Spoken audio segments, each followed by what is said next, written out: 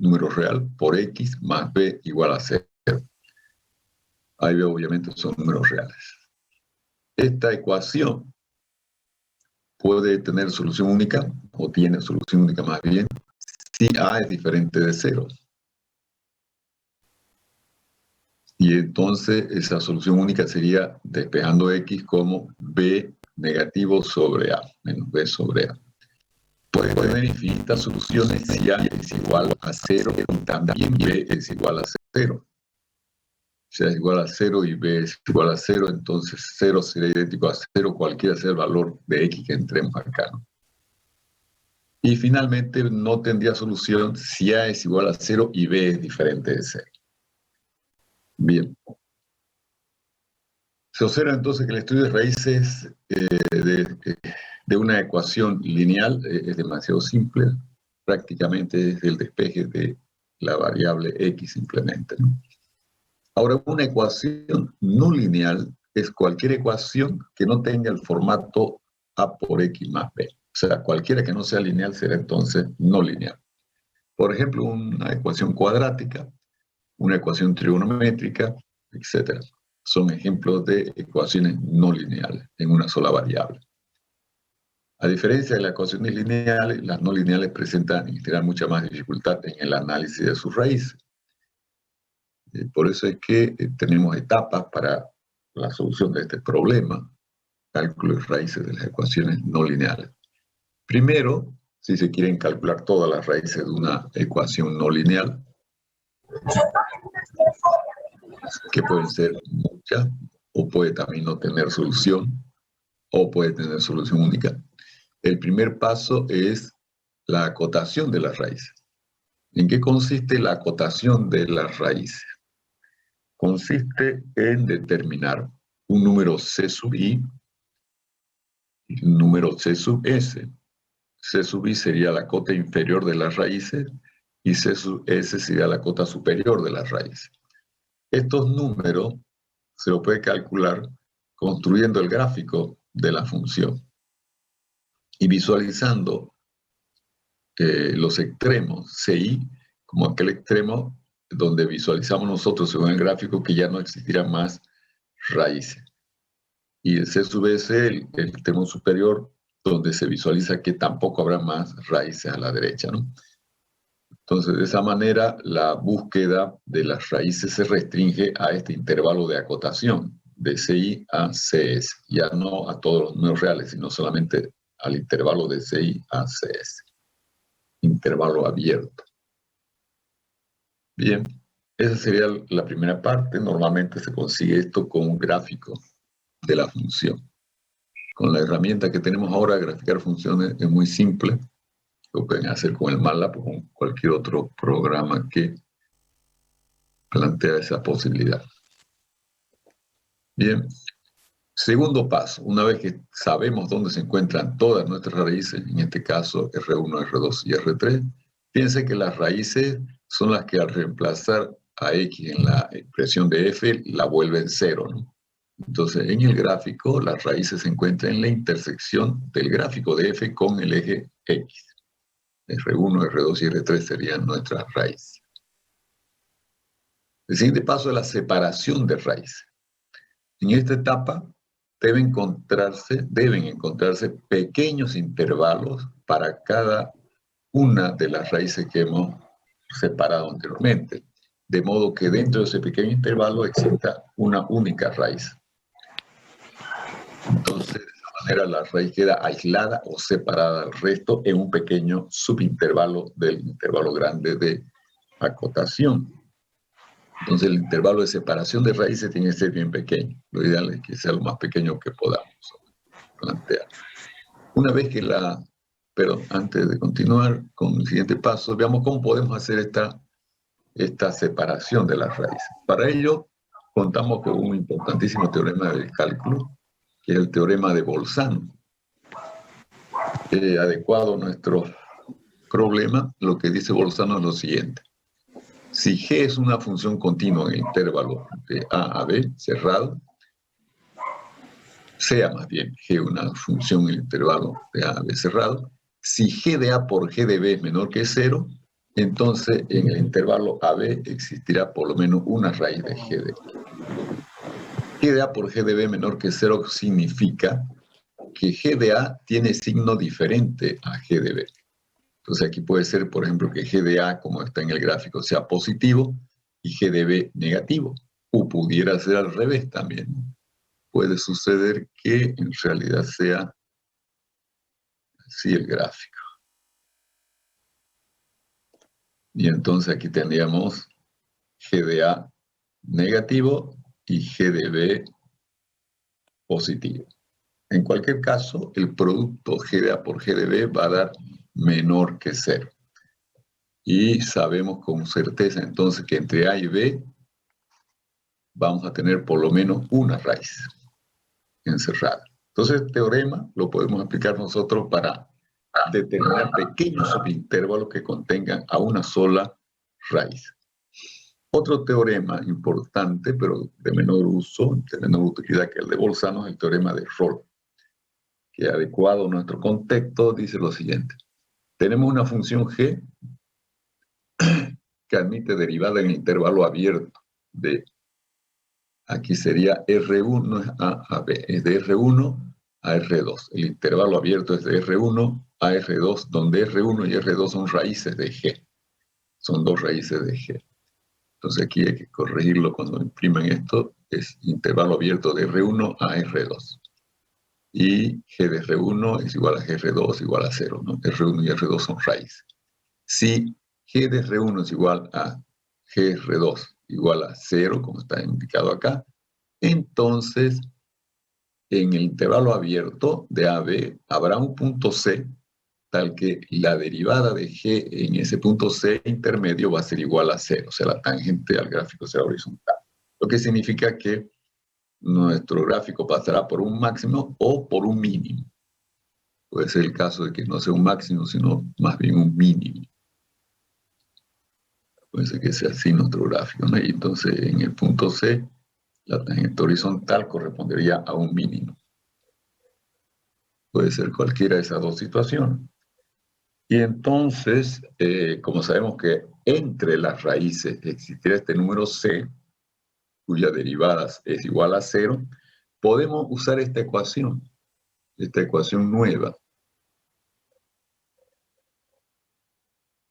La derivada de G de X igual a 0, y entonces calcular el número C como solución de esa ecuación. Y ese número C, que sería la raíz de la derivada, porque esto daría 0, ese número C sería la raíz de la derivada de la función G, que tiene raíces R1 y R2, estaría entre R1 y R2. Por lo tanto, será un punto de separación de la raíz R1. Estaríamos con C separando R1 de la raíz R2. Entonces, esa otra forma también de separar nuestras raíces, ¿no? Aislándolas unas de otras. Solo que aquí hay un problema. En general, la derivada de una función puede ser más compleja, y casi siempre va a ser así, más compleja que la función original. Y entonces el trabajo de calcular la raíz de una derivada puede ser más difícil que calcular la raíz de una función sin derivada. Entonces este problema tiene poca aplicación, porque pudiera ser utilizado, por ejemplo, en el caso de que tengamos un polinomio de tercer grado. Entonces un polinomio de tercer grado, su derivada sería segundo grado, y ahí es fácil calcular las raíces porque tenemos fórmulas para ello. Pero en casos generales va a ser al revés, va a ser más difícil calcular la raíz de la derivada que la propia función. Entonces no es tan útil este teorema como el de Bolzano, pero hay que tenerlo en cuenta. Entonces, una vez que hemos separado, usando Bolzano y en alguna situación el teorema de Rolle, las raíces en pequeños subintervalos, el último paso es calcular ya de manera aproximada, con una cierta exactitud deseada y una precisión, las raíces de la ecuación. Y para esto usamos métodos especiales. todos los métodos que se utilizan ya para el cálculo de una raíz que está aislada, separada en un pequeño intervalo, son iterativos, es decir, repetitivos, repiten un procedimiento. Estos métodos iterativos para el cálculo ya es con cierta exactitud de las raíces reales de nuestra ecuación, son de dos tipos. Se lo clasifica según la siguiente modalidad. Son llamados métodos de intervalo o cerrado a aquellos métodos que utilizan un intervalo que está encerrando a la raíz, ¿no? Que la tiene aislada, y en cada paso de las iteraciones que se realizan, en cada paso el intervalo se va achicando, pero la raíz siempre se encuentra dentro de un intervalo. O sea, en el proceso de cálculo de la raíz se tiene que achicar el intervalo manteniendo la raíz dentro.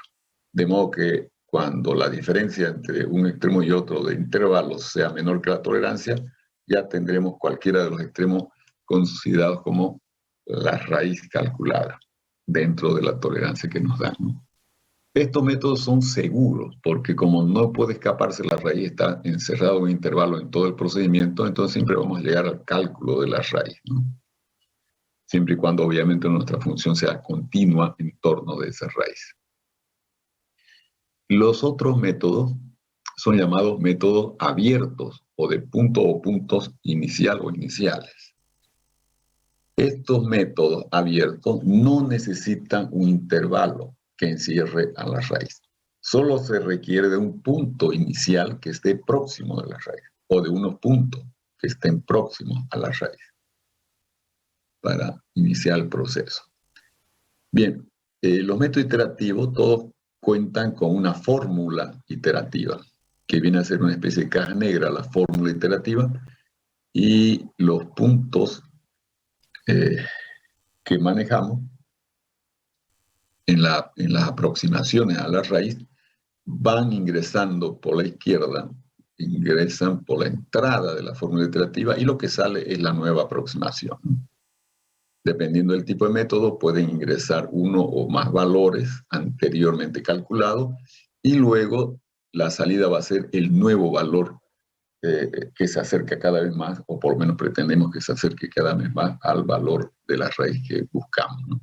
Entonces las fórmulas iterativas van a definir el tipo de método, o los métodos más bien estarán definidos por la fórmula iterativa. Entonces lo que se va a formar acá es una secuencia de valores, x0, x1, xk más 1, que tiende a la raíz. Una secuencia convergente a la raíz. Cada valor siguiente va a tener esa característica de ser más cercano a la raíz, o por lo menos esta es lo que esperamos nosotros. Los métodos no son infalibles. Es decir, está una cuestión de que uno supone que va a ser así, que va a haber una secuencia convergente a la raíz producto de los resultados de la fórmula iterativa. Pero, sobre todo en los métodos abiertos, nosotros podemos fallar. O sea, el método puede fallar. Puede que no se genere una secuencia convergente a la raíz que buscamos y entonces hay que cambiar de método. Bien. El procedimiento este de ir entrando a la fórmula iterativa para conseguir nuevas aproximaciones debe tenerse en algún momento, se tiene que detener en algún momento y tenemos que tener entonces lo que se llama un criterio de parada del procedimiento, ¿no? Separamos el procedimiento cuando el valor de error, ya sea absoluto o relativo, calculado entre el último valor y el anterior, sea menor que la tolerancia. Como hicimos con el polinomio Taylor, ¿no? Hacemos el cálculo del error, el absoluto en ese caso, o puede ser relativo, entre el último valor calculado y el anterior. Valor absoluto de xk más 1 menos xk, por ejemplo, si es el error absoluto, ¿no? Y si da eso menor que la tolerancia, entonces paramos el procedimiento. De la misma forma que hicimos con Taylor. Y el último valor calculado, el xk más 1, entonces sería el valor de la raíz dentro de la tolerancia que se nos dio. Comencemos con los métodos de intervalo, que son los más seguros y también bastante simples para trabajar. solo que son lentos. La desventaja de los métodos de intervalo en relación a los métodos de puntos iniciales es que son lentos. Lento significa que hay más operaciones involucradas en los cálculos. Y esas operaciones en exceso respecto a los métodos de punto inicial se producen cuando uno tiene que actualizar el intervalo. Tenemos que achicar el intervalo, o sea, hay que cambiarlo el intervalo, y eso se logra mediante el criterio del teorema de Bolzano. Y, o sea, hay que hacer operaciones para decidir cuál es el nuevo intervalo, y eso lo hace más lento los métodos, ¿no? Pero tiene una ventaja respecto a los de punto inicial, son más seguros. Es decir, si no hay problemas de continuidad de la función en torno a la raíz, estamos seguros de que vamos a encontrar el valor de la raíz en algún número de iteraciones. Bien, veamos cómo funciona esto. Consideremos que tenemos el intervalo A0B0 inicial. Fue obtenido ese intervalo a través de un proceso de separación de las raíces. Aquí está nuestra raíz R y el intervalo de separación A0B0.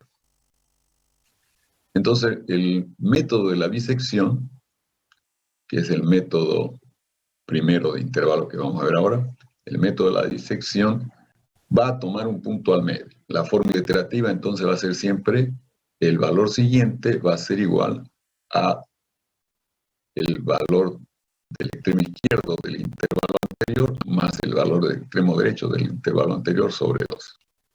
O sea, lo partimos el intervalo que nos dieron entre 2 y obtenemos el nuevo punto en el interior de ese intervalo, como una aproximación nueva de la raíz. Y entonces ahí tenemos que visualizar de alguna manera, o decir de alguna manera, en qué intervalo queda la raíz, porque con el punto x1 recién calculado ya tenemos dos intervalos, ¿no? Tenemos el A0 a x1 y tenemos el x1 al b0. En el gráfico, si tuviésemos el gráfico, obviamente nos damos cuenta de que la raíz se encontró entre el x1 y el b0. Y entonces tendremos que decir que el nuevo intervalo va a ser A1 igual a X1 y B1 igual a B0. Bien, pero ¿cómo lo hacemos? ¿Cómo tomamos esa decisión si no tenemos el gráfico? ¿Qué es lo que va a suceder cuando estemos resolviendo en general nuestras ecuaciones? Lo que vamos a hacer es verificar el cambio de signo en cada uno de los 3 puntos. O sea, tenemos que ver los valores siguientes.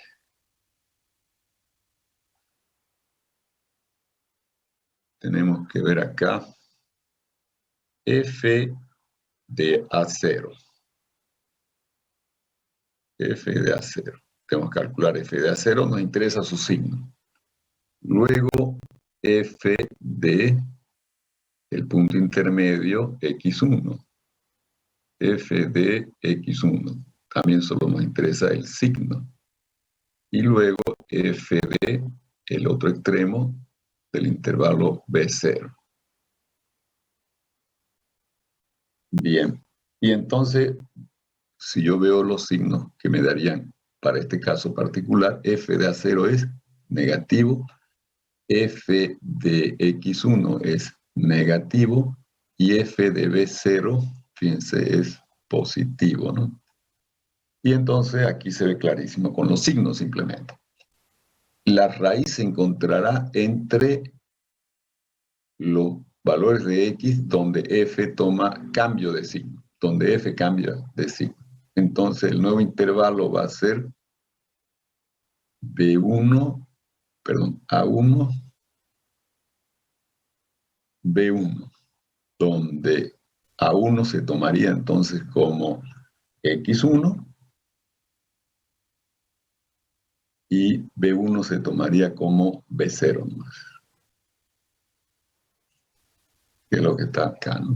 Este sería el nuevo intervalo de X1 a B0. Y eso lo averiguamos con el cambio de signo, con el cambio de signo de F en los 3 puntos. Se construye el intervalo usando los extremos donde f cambió de signo. Donde f cambia de signo. Así vamos a proceder en todos los métodos de intervalos. No solo en la bisección, sino en todos. Y entonces, una vez que tenemos el nuevo valor de los extremos del intervalo, procedemos a aplicar de nuevo la fórmula iterativa. Y entonces vamos a seguir con esta formulita que es muy simple, ¿no? Una vez calculado ese valor y activado el nuevo intervalo,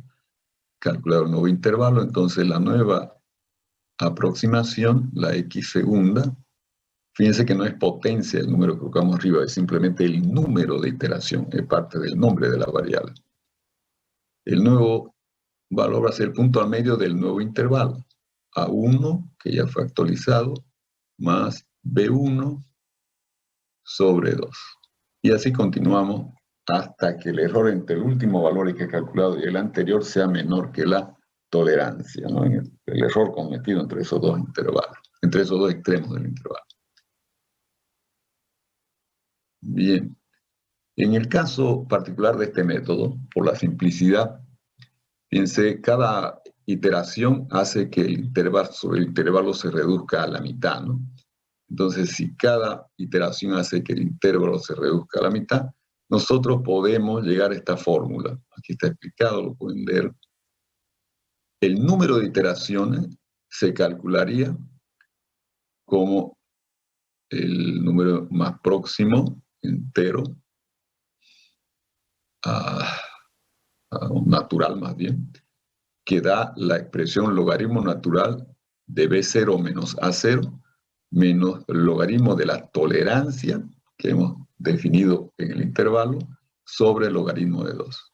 Entonces, con esta formulita, como nosotros tenemos A0 y B0 conocido, tenemos la tolerancia conocido y obviamente 2 es conocido, entonces este número n, redondeado al número natural más próximo, nos da el número de iteraciones que van a tener que ejecutarse para alcanzar la raíz. Entonces, podemos a priori hacer este cálculo y verificar cuántas iteraciones tendremos que realizar para alcanzar la raíz. Esta característica es solo del método de la bisección. Es el único que a priori nos dice cuántas iteraciones se tendrían que realizar para llegar a la raíz.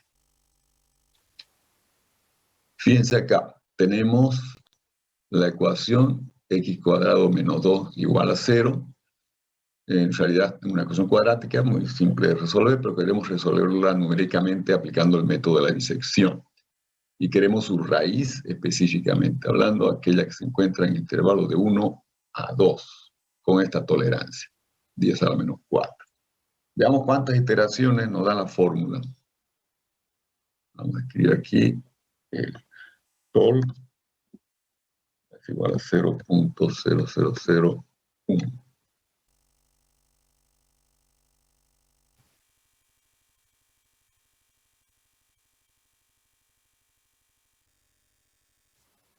Igual acá.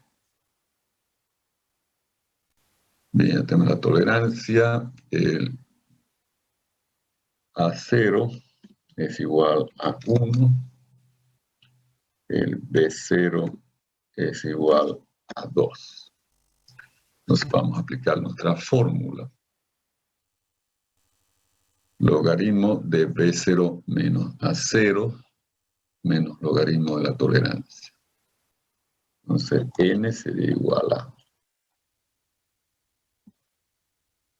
el logaritmo natural más lápiz log de la fórmula B0 menos A0. B0 menos A0. Y la fórmula sigue menos logaritmo de la tolerancia. Menos log de la tolerancia. Todo esto lo tenemos que dividir. Lo tenemos que dividir entre logaritmo de 2. De 2.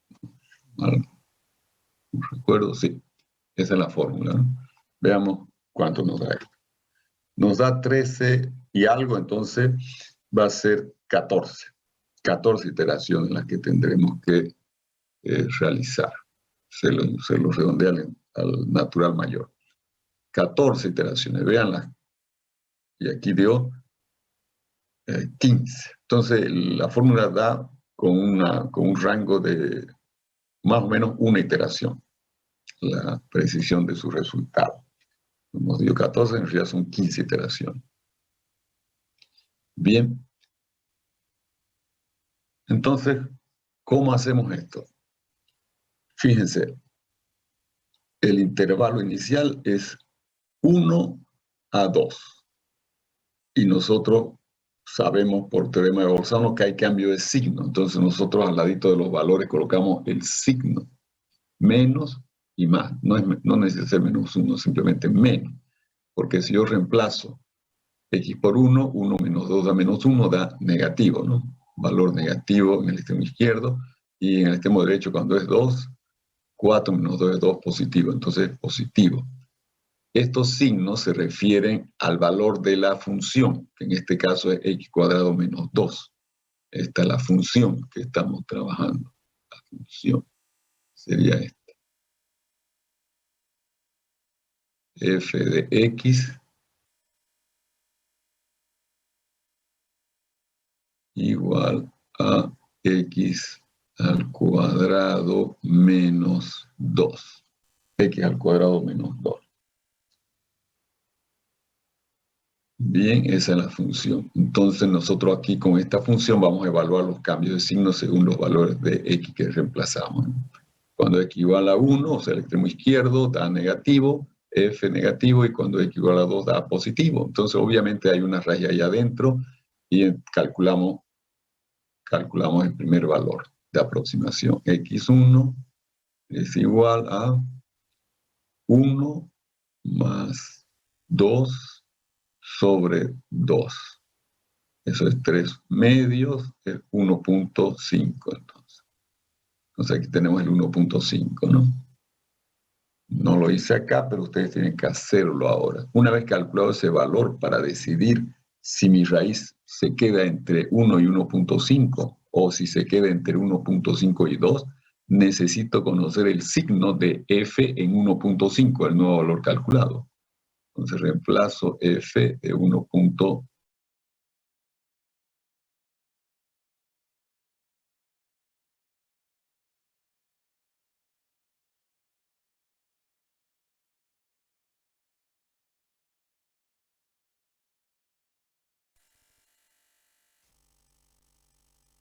F, que es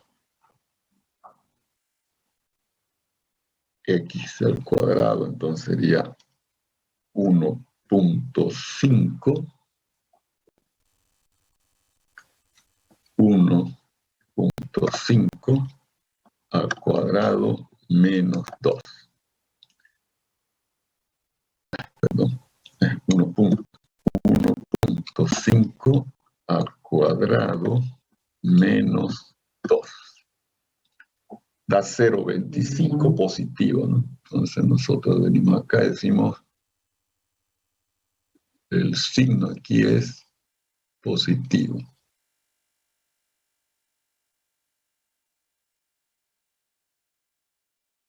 1.5 al cuadrado sobre 2 dio positivo. Entonces el signo acá lo tenemos que colocar positivo. Y obviamente sabemos que entonces la raíz no está entre 1.5 y 2 porque no hay cambio de signo de f entre esos dos valores. Pero sí hay cambio de signo entre 1 y 1.5. Entonces la raíz se va a encontrar entre 1 y 1.5 en ese nuevo intervalo. Ahí queda definido el nuevo intervalo. 1, donde f toma valor negativo, y 1.5, el extremo derecho, donde f toma valor positivo. Y repetimos el procedimiento, ¿no? Calculamos el nuevo valor. El nuevo valor que sería ahora calculado como 1 más 1.5 sobre 2. eso da 1.25. Y tenemos que evaluar de nuevo el signo acá. Entonces, esto va a dar positivo. El signo, fíjense. Vamos con el más lado.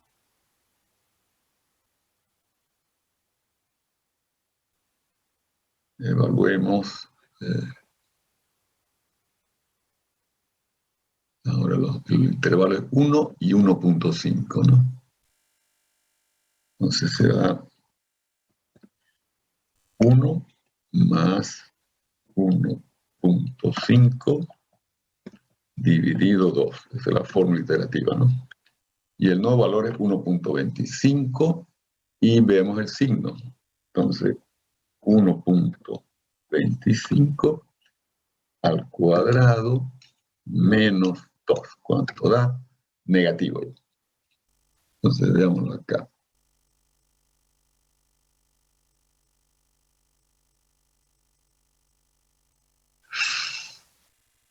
Entre 1 y 1.5 nos dio negativo, no era positivo entonces. Un segundo, acá no era, es negativo. Nos dio negativo.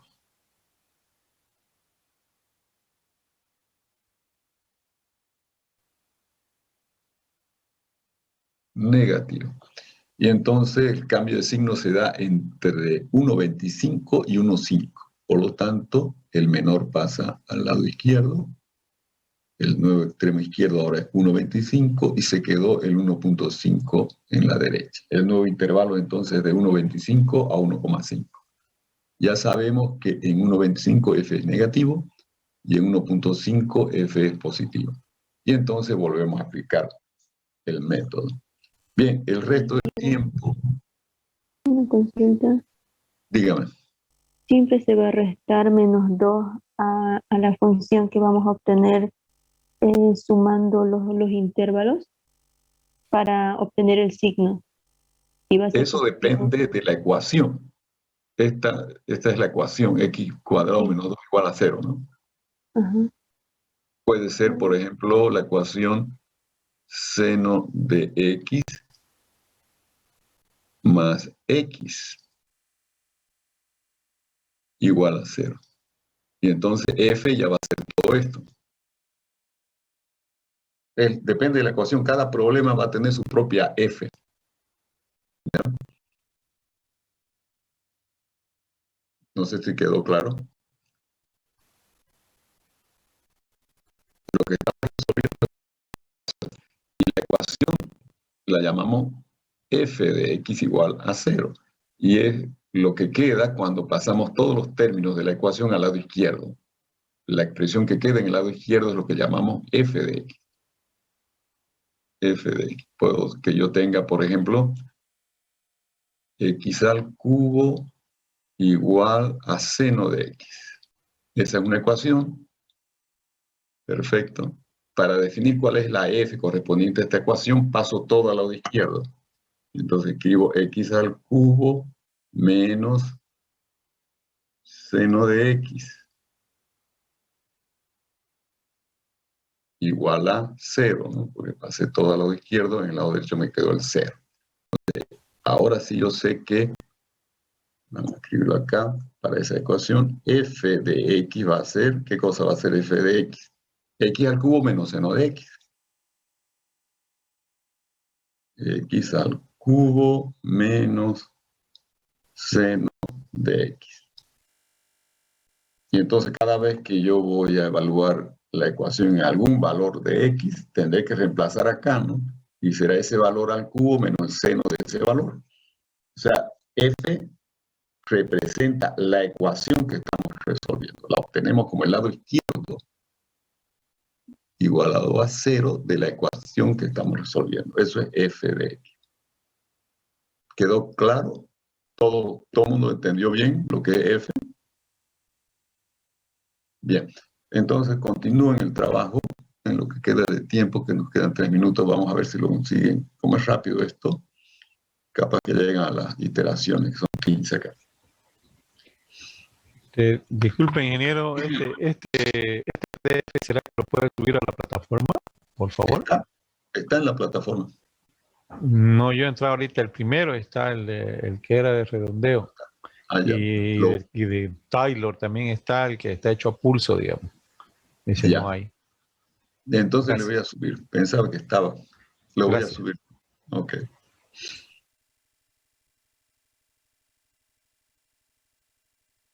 Vayan trabajando mientras yo aprovecho ya para subir esto.